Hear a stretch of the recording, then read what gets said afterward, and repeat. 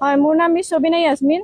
মই জাপিয়াৰ নিবাসী আৰু মোৰ বিয়া হৈছিল দুবুক গাঁৱৰ আব্দুল ৰহমান ফাৰুক নামৰ ল'ৰাজনৰ লগত। তেখেতে বৰ্তমান BSFত চাকৰি কৰে, 191 বেটেলিয়ন মিজোৰামত পোষ্টিং, আৰু তেখেতৰ ID নম্বৰ হৈছে 0912851777।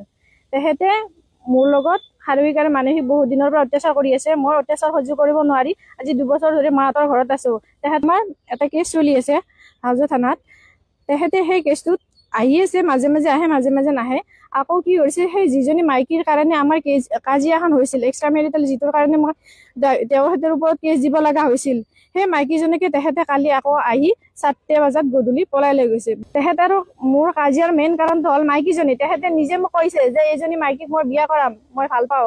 আৰু যেতিয়া মই কৈছো যে দ্বিতীয় বিয়া কৰাব নোৱাৰি, তেখেতৰ ডিফেন্সৰ লাইনতো দ্বিতীয় বিয়া কৰাব নিয়ম নাই, কিন্তু তেখেতে সেই মাইকীজনীক কালি গধূলি 4টা বজাত লৈ যায় বিয়া কৰাইছে বুলি শুনিছো। নাই, বিবাহ বিচ্ছেদৰ কেছ এতিয়ালৈকে তেখেতেও কৰা নাই আৰু ময়ো কৰা নাই, ফাৰুকে কৰা নাই আৰু ময়ো কৰা নাই। বৰ্তমান মোৰ এতিয়াও স্বামী এতিয়াও মোৰে হৈছে, যিহেতু আমাৰ কোনো ডিভোৰ্চৰ কেছ হোৱা নাই আৰু তেখেতেও কৰা নাই, ময়ো কৰা নাই। কিন্তু কথাটো হ'ল যে মুখ্যমন্ত্ৰী ডাঙৰীয়াই যিহেতু কৈছে যে প্ৰথম তিৰোতা থাকোঁতে দ্বিতীয় তিৰোতাজনী বিয়া কৰাব নোৱাৰে বা লিভিঙত থাকিব নোৱাৰে, কিন্তু এতিয়া তেখেতে কি কৰিছে, যোৱাকালি 4টা বজাত সেই ঘগ্ৰাপাৰৰ মাইকীজনী, যিজনীৰ নাম ইঞ্জু বেগম বুলি শুনিছো, তেখেতক পলাই লৈ গৈছে লগত। আৰু এতিয়া স্বামীৰ নাম আব্দুল ৰহমান ফাৰুক, 191 বেটেলিয়ন BSF মিজোৰামত থাকে। তেখেতৰ জইনিং আজি 3 তাৰিখ আছিল, কিন্তু গৈছে নে নাই সেইটো নাজানো। বিবাহ বিচ্ছেদ হোৱা নাই।